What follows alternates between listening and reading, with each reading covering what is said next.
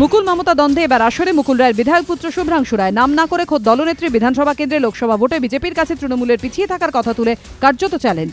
দক্ষিণ কলকাতার একটা আসনে কিন্তু হেরে গেছে, সেই ক্ষেত্রেও কি কোনো তদন্ত হয়েছিল? শুধু দক্ষিণ কলকাতায় নয়, 2014 লোকসভা ভোটের নিরিখে আরও একাধিক বিধানসভা কেন্দ্রে দলের ফল নিয়েও প্রশ্ন তুলেছেন মুকুলের বিধায়ক পুত্র। কিছু কিছু বিধানসভায় কিন্তু ভোট কমেনি তা নয়, বিধানসভাগুলো কিন্তু হেরে গেছে। যেমন ব্যারাকপুরে ভাটপাড়া, শ্রীরামপুর বিধানসভাটা, তোমার বারাসাতে বিধাননগর। কল্যাণীতে অন্তর্খাতে তত্ত্ব উড়িয়ে দিলেন শুভ্রাংশু রায়। লাস্ট যেদিনকে কালীঘাটে মিটিং হয়েছিল সেদিনকে তো অনেককেই দায়িত্ব দিয়েছিল, তাতে ঘুণাক্ষরেও কিন্তু আমার নাম একবারও বলেনি। তাই আমার যে দায়িত্ব ছিল সেটা নয়। 2 নম্বর, কল্যাণী বিধানসভা আমার বিধানসভা নয়। দলের বিরুদ্ধে বিস্ফোরক শুভ্রাংশু বললেন, সহ্য করব না বাবার অসম্মান। মুকুল প্রশ্নে মমতা তাচ্ছিল্যের জবাব দিলেন কটাক্ষে। আমি তো মনে করি সম্মানহানি হচ্ছে, নিশ্চয়ই হচ্ছে। ঘুরিয়ে খোদ দলনেত্রীর কেন্দ্র নিয়ে শুভ্রাংশু রায় প্রশ্ন তোলায় বিড়ম্বনায় পড়েছে তৃণমূল। শুক্রবার তড়িঘড়ি বৈঠকে বসে দলের শৃঙ্খলা রক্ষা কমিটি। শুভ্রাংশুর বিরুদ্ধে ব্যবস্থা নেওয়ার সিদ্ধান্ত নিয়েছে তারা। তিনি অনেক কথাই আজকে বলেছেন, গুরুদণ্ডের ব্যাপার রয়েছে।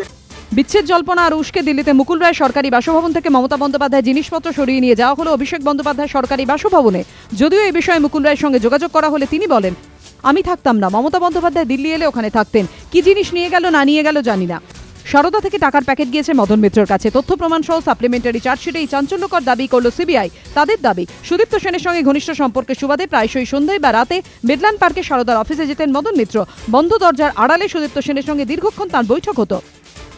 সারদার অনুষ্ঠানে মদন মিত্রর মতো জনপ্রতিনিধির উপস্থিতি আমানতকারী ও এজেন্টদের মনে সারদা সম্পর্কে দৃঢ় বিশ্বাস তৈরি করেছিল।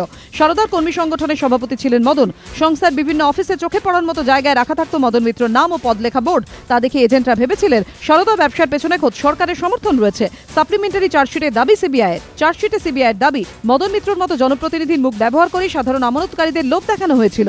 সারদায় আমানতকারীদের অধিকাংশই ছিলেন মধ্যবিত্ত। একজন জনপ্রতিনিধি এবং একাধিক সংগঠনের সঙ্গে জড়িত থাকার সুবাদে মদন মিত্র প্রতি মধ্যবিত্ত মানুষের সমর্থন ও আস্থা ছিল অগাধ। মানুষের কাছ থেকে টাকা তোলার জন্য মদনের প্রতি তাদের এই বিশ্বাসেরই সুযোগ নেয় সারদা। মাধ্যমিক পরীক্ষা এবছর কিছু ঘটবে না এর মানে নেই। পরীক্ষার 2 দিন আগে চাঞ্চল্যকর বক্তব্য মধ্যশিক্ষা পর্ষদ প্রশাসকের। নিরাপত্তার জন্য এবার হবে পরীক্ষা চলাকালীন মোবাইল ভিডিওগ্রাফি। সোমবার থেকে শুরু মাধ্যমিক, তাৎপর্যপূর্ণভাবে পরীক্ষার্থী কমে গেল এবার। গত বছর অ্যাকচুয়ালি কোথাওই কোনো গন্ডগোল হয়নি, কিন্তু এর মানে এই নয় যে এবছর কোথাও ঘটবে না। এবার নদিয়া সালিশি সভার নিদান। ক্ষতিপূরণ দিতে রাজি না হয় চুল কেটে গায়ে সুচ ফুটিয়ে নির্যাতনের অভিযোগ স্থানীয় বিজেপি নেতার বিরুদ্ধে। অভিযোগ অস্বীকার করে কি ঘটেছে খতিয়ে দেখার আশ্বাস নেতৃত্বের।